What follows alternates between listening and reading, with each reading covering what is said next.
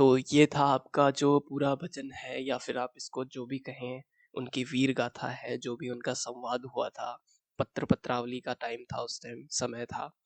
तो अब इसका जो आपने अभी तक सुने या पढ़े होंगे या कहीं भी देखा होगा अरे घासरी रोटी, तो जिसको नहीं समझ आता है, जिसको नहीं हमारे मतलब जो भाषा नहीं समझ आई थी, तो उन दोस्तों, भाइयों, मित्रों के लिए मैं इसका हिंदी अनुवाद एक-एक लाइन का करके जाता हूँ बताता हूँ कि इसमें क्या हुआ था कि सबसे पहले ये वहाँ से शुरुआत हुई थी कि एक घास की रोटी थी जो अमर सिंह जी थे, जो हमारे महाराणा प्रताप के पुत्र थे, सुपुत्र थे। उनके हाथ से छीन ले गया था एक वन बिलाव, मतलब बिल्ला। तब उनको उनकी जो सोई हुई दुखती रग थी, उस पे हाथ लग गया था। तो राणा जी का थोड़ा-सा जो मन था वो विकल हो गया, विचल गया, मचल गया। उस वजह से उनको याद आया कि मैंने कितना लड़ाई की है, मैं कितना सहा हूँ मेवाड़ की आन बचाने के लिए। मैंने कभी भी दूसरों का, अपने वैरियों का खून बहाने में कभी भी कोई गलती नहीं छोड़ी, कोई कसर नहीं रखी। और जब याद करता हूँ हल्दी घाटी, तो मेरे नैनों में रक्त उतर आता है। सुख दुख का जो साथी था मेरा चेतक, वो उसी टाइम मेरा साथ छोड़ के गया था। तो वो मेरी सोती हुई हुंकार को जगा देता है। लेकिन आज जब मैं राजकुंवर को रोटी के लिए तरसता हुआ देखता हूँ, तो मैं अपने क्षत्रिय धर्म को भी भूलने का सोचता हूँ। जो हिंदवानी चोटी है उसके बारे में भी मैं भूलने की कोशिश करता हूँ।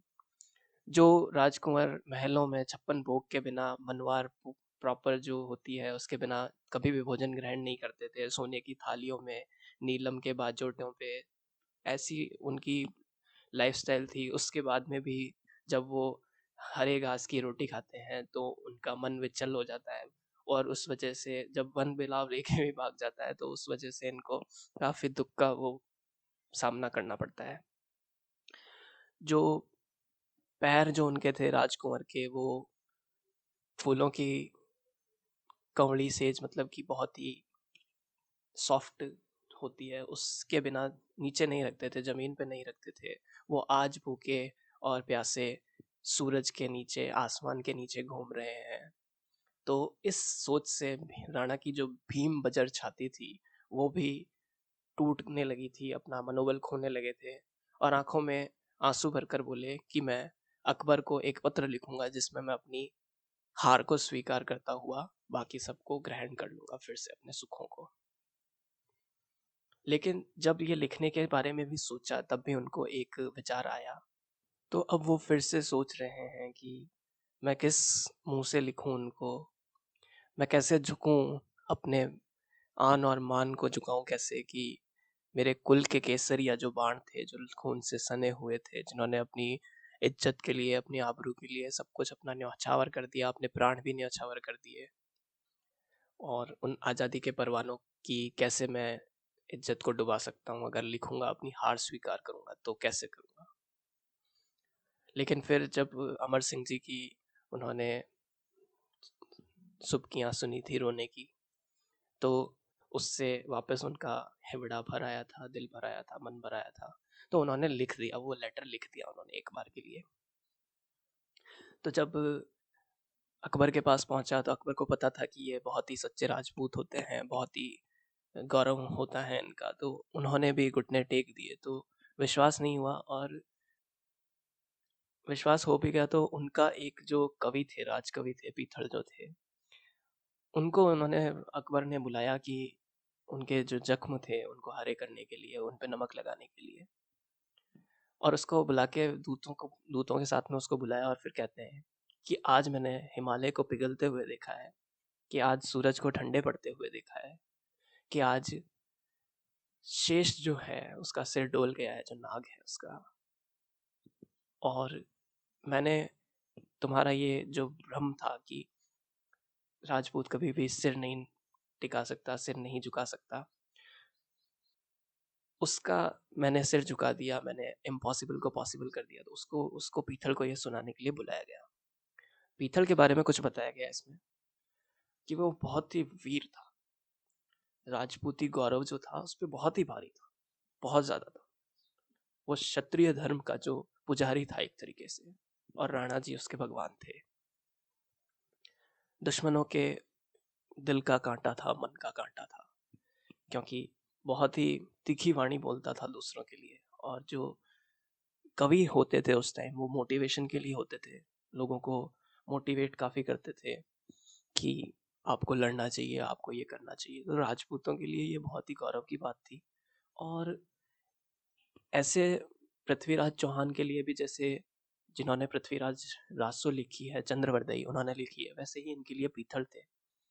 तो पीथल को कहते हैं कि मैंने आज पिंजरे में जंगली शेर को पकड़ लिया है, और वो लेटर दिखाया और पूछा कि अब तुम किस बात पे अकड़ोगे, अब तुम चुल्लू भर पानी में डूब मरो, कि तुम फालतू में ही अपने राणा पर इतना गौरव करते थे, इतना घमंड करते थे। आज तुम्हारा राणा मेरे सामने घुटने टेक कर बैठा है, और जो मेवाड़ की जो पूरी पाग है, आन मान शान, वो सब मेरे कदमों में है। तो पीथल ने कागज देखा, और उस पे सील भी लगी थी, जो महाराणा की सागी सेनानी कहते हैं उसको, वो थी। तो पीथल के लिए एक बार धरती नीचे से खिसक गई और आंखों में आंसू उतर आया। लेकिन फिर अचानक से, क्योंकि वो राजकवि हैं और थोड़े से चतुर भी होते हैं, तो उन्होंने फिर से संभल कर कहा कि ये लिखावट उनकी है, ये उनकी ही जो सिग्नेचर टाइप है वो उनका है, लेकिन ये बात गलत है, यह नहीं हो सकता। तो ये सच नहीं है, तो मैं क्या इनको लेटर वापस लिख के पूछ सकता हूँ कि ये सच है या नहीं है। तो अकबर उस टाइम मद में था कि भाई मैंने सब कुछ कॉन्कर कर लिया, ये पूरा धरती मेरी है। तो उस टाइम उन्होंने कह दिया कि ठीक है, पूछ लो। तो उन्होंने जो लिखा है वो उसका वृत्तांत इसमें बताया गया है कि मैं आज सुना है मैंने कि जो नाहर होता है, शेर होता है, वो श्यार के साथ मैंने, मतलब कि यानी कि सियार के साथ में सोएगा। मैंने आज सुना है कि सूरज बादल के पीछे खो जाएगा। मैंने आज सुना है कि जो चातक होता है, जो सिर्फ उसका पानी पीता है, बरसात का पानी या फिर, तो वो धरती का पानी पिएगा। और मैंने आज सुना है कि हाथी जो है वो कुत्ते की तरह जिएगा। मैंने आज सुना है कि रजपूती को अब उसकी चरित्र पे लांछन लगेगा। मैंने आज सुना है कि राजपूतों की तलवार अब म्यानों के अंदर रहेगी, सोती रहेगी। तो मेरा दिल कांप जाता है, और जो मेरी मूछें हैं, वो जो ताव है उनका, वो चला जाता है। और ये जैसे ही पत्र पहुंचा महाराणा तक, तो राणा की आंखें एकदम से लाल हो गई, क्योंकि ये बहुत ही धिक्कार की बात होती है एक राजपूत के लिए। तो उन्होंने फिर वापस सोचा कि धिक्कार है मुझे, और नाहर की तरह यानी कि शेर की तरह एक फिर से दहाड़ किया उन्होंने। और फिर कहते हैं कि मैं चाहे भूखा मरूं या प्यासा रहूं, लेकिन मेवाड़ की जो धरा है वो आजाद रहेगी। मैं भले ही कितने भी उजाड़ में, कितने भी जंगलों में भटकूं, लेकिन मन में माँ की हमेशा याद रहेगी। मैं राजपूत, राजपूत यानी कि क्षत्रिय, उनका क्षत्राणी का जाया हूँ, मतलब कि जन्म लिया है मैंने। और राजपूती का जो कर्ज है वो मैं चुकाऊंगा। ये सिर गिर जाएगा, लेकिन इसकी पाग कभी भी नीचे नहीं गिरेगी। तो फिर वापस उन्होंने वापस पहुंचाया अपना संदेश कि इस ऐसी किसकी हिम्मत है कि जो सूर्य को उगने से रोक दे, और सिंह की थप्पड़ सह जावे, ऐसी कोख सियार को कम मिल गई। और धरती का पानी चातक पी ले, ऐसी उसकी चौंच ही नहीं बनी, तो ऐसा कैसे पॉसिबल है। और हाथी की जो जिंदगी है वो कुत्ते से कैसे कंपेयर की जा सकती है, नहीं हो सकता ऐसा। रही बात तलवार की, तो ये जब तक तलवार हाथ में है तब तक राजपूत के चरित्र पे, राजपूती पे कोई भी लांछन नहीं आने दूंगा मैं। और म्यान की जगह ये तलवार सोएगी जरूर, लेकिन दुश्मनों की छाती में सोएगी, उनके सीने में। मेवाड़ एक धधकता अंगारा है, और हमेशा रहेगा, चमकता हुआ रहेगा। जो सूरज है वो हमेशा इसी तरह चमकेगा, जो आकाश है वो हमेशा इसी तरह साफ रहेगा। और मेवाड़ पे किसी का भी कोई भी राज नहीं रहेगा, राजपूतों के अलावा किसी का भी नहीं रहेगा। अकबर ही क्या, किसी का भी नहीं रहने देंगे। और उन्होंने उसी टाइम प्रण लिया था कि वो जब तक अपने किले पर फतेह नहीं कर लेते हैं तब तक वो जंगलों में रहेंगे। और उन्होंने अपने प्रण को निभाया और उनके साथ में भी लोगों ने उनके प्रण को निभाया।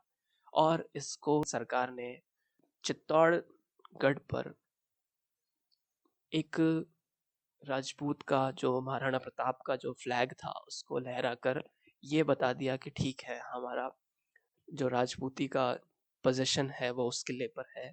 और उसके बाद में जो महाराणा प्रताप के साथ में निकले थे उनके प्रण पे उन्होंने भी अमल किया था। वो पूरी कास्ट जो कहती है उनको हम गाडुलिया लोहार कहते हैं, उन वो भी तब तक यही करते थे कि नोमैड्स की लाइफ जीते थे, घुमंतु जो होते हैं उनकी लाइफ जीते थे वो। और उनके बच्चे भी उसी को फॉलो करते आए, वही रीत को फॉलो करते आए। क्योंकि जब अनफॉर्चुनेटली महाराणा प्रताप बीमार हो गए थे जंगल में ही और हमारे बीच में नहीं रहे थे वो, तो उनको इस्टेब्लिश करने के लिए वो गाडुले लोहार लगभग 300 से 400 सालों तक वो परंपरा बनाए रखी उन्होंने। और वो जंगलों में नहीं शहरों में घूमते रहे, जहाँ भी उन्होंने जिंदगी बसर जैसे भी करनी थी वैसे करते रहे। तो उस कम्युनिटी के लिए सरकार ने उस किले पर झंडा फहराया था। और ये एक बहुत ही अच्छा स्टेप था उनका। तो उनका उनका भी अब हैबिटेशन हो सकता है, अब वो भी रह सकते हैं कि भाई ठीक है, हमने महाराणा प्रताप का जो प्रण था उसे पूरा किया है और उसके लिए हमने भी अपना योगदान दिया है। तो बस ये उनकी ये वीर गाथा और ये पहले के किस तरीके से लोग चलते थे, उनके साथ में रहते थे, तो ये उसकी कहानी का वृत्तांत था। तो आशा करते हैं आपको वीडियो पसंद आया होगा, आपको सब कुछ समझ आया होगा। तो इसी तरीके के और कंटेंट के लिए आप बस, मेरा यही कहना है कि सिर्फ मेरे चैनल पे नहीं, आप मेरे चैनल को भले ही देखेंगे भी नहीं, लेकिन इसको बस लिंक को, जो मेन लिंक्स होते हैं उनको शेयर करें, जो ओरिजिनल क्रिएटर्स हैं उनको बढ़ावा दें। तो आपसे अगले वीडियो में एक ऐसे ही और रोचक भजन या वीर गाथा से के साथ में मुलाकात होगी। हम आपको राजपूतों के बारे में बताने वाले हैं, काफ़ी कुछ बताने वाले हैं। So just stay tuned. आपसे अगले वीडियो में मुलाकात होगी, तब तक के लिए जय भवानी।